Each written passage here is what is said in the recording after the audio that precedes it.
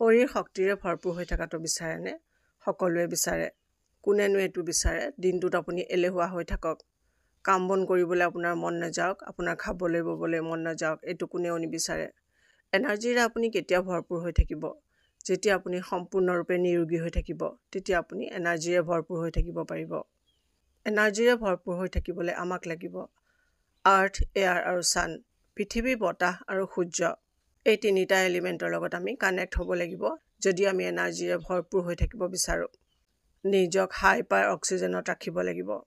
শৰীৰত যেতিয়া ভাল ধৰণে অক্সিজেন যাব, আমাৰ ব্লাড ফ্ল' ৰেগুলেট হ'ব আৰু তাৰ পৰাই আমাৰ ৰেড ব্লাড চেলছ প্ৰভাৱিত হ'ব আৰু তেতিয়াই আমাৰ বডিত ইমিউনিটি আৰু শক্তি বাঢ়িব। চ' দিনটোত 5 মিনিট হ'লেও ডিপ ব্ৰিডিং কৰা দৰকাৰ। আপুনি এনাৰ্জিৰে কেনেকৈ ভৰপূৰ হৈ থাকিব গ'লে আৰু এই ভিডিঅ'ত কৈ যাম, সকলোখিনি ভালকৈ জানি ল'ব।